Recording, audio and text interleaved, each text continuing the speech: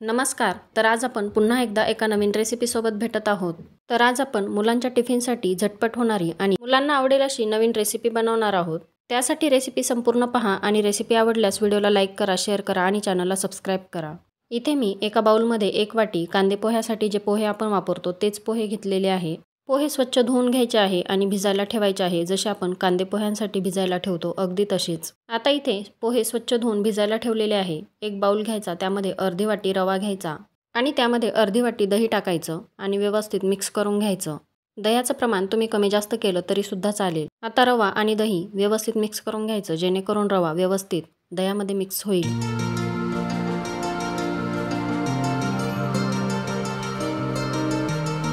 तोपर्यंत इथं पोहे सुद्धा व्यवस्थित भिजलेले आहे. तुम्ही पाहू शकता व्यवस्थित मॅश होत आहे. आता पोहे हातानेच कुस्करून घ्यायचे.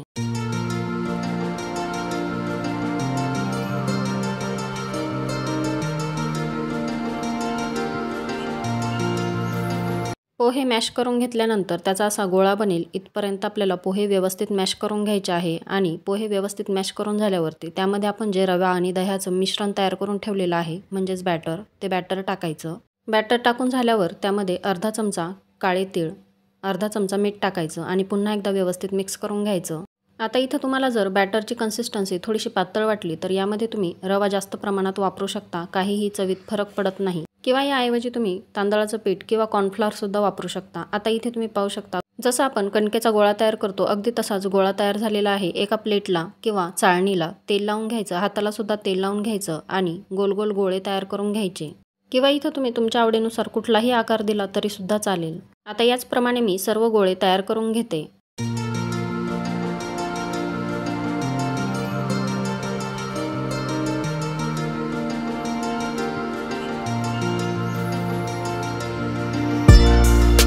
आता इथं तुम्ही पाहू शकता सर्व गोळे तयार आहे. आता कढईमध्ये अर्धा ग्लास पाणी टाकायचं, त्यामध्ये स्टँड ठेवायचं आणि त्यामध्ये तयार केलेली प्लेट ठेवायची, त्यावरती झाकण ठेवायचं आणि 10 मिनटं स्टीम करून घ्यायचं म्हणजेच उकडून घ्यायचं.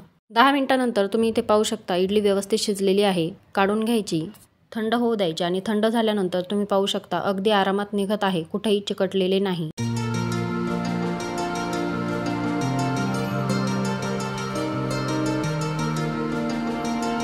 आणि अगदी आतपर्यंत व्यवस्थित शिजलेले सुद्धा आहे. आता कढईमध्ये 2 चमचे तेल टाकायचं. तेल व्यवस्थित गरम झाल्यावर त्यामध्ये अर्धा चमचा मोहरी आणि मोहरी व्यवस्थित तडतडल्यानंतर त्यामध्ये अर्धा चमचा जिरं टाकायचे.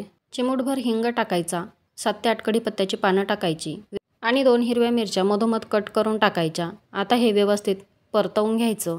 परतवून झाल्यावरती त्यामध्ये अर्धा चमचा चिली फ्लेक्स टाकायचे आणि 2 चमचे पांढरे तीळ टाकायचे. चिली फ्लेक्स ऐवजी तुम्ही लाल तिखट सुद्धा टाकू शकता. आता हे व्यवस्थित मिक्स करून घ्यायचं. त्यामध्ये तयार केलेली इडली टाकायची आणि व्यवस्थित मिक्स करून घ्यायचं. 2-3 मिनटं व्यवस्थित परतवून घ्यायचं आणि परतवून झाल्यावर त्यामध्ये पुन्हा एकदा चिमूटभर मीठ टाकायचं आणि व्यवस्थित परतवून घ्यायचं. त्यानंतर हिरवीगार कोथिंबीर बारीक चिरून टाकायची आणि पुन्हा एकदा व्यवस्थित मिक्स करून घ्यायचं. तयार आहे आपली झटपट नाश्त्याची रेसिपी किंवा टिफिनची रेसिपी सुद्धा म्हणू शकता. मुलांना खूप आवडते आणि साऊथ साईडला याला गोली इडली असं म्हणतात. कशी वाटली रेसिपी हे कमेंट बॉक्समध्ये नक्की सांगा. रेसिपी आवडली असेल तर जास्तीत जास्त लाईक करा, शेअर करा आणि चॅनलला नक्की सबस्क्राईब करा. पुन्हा भेटूया एका नवीन रेसिपीसोबत. तोपर्यंत बाय.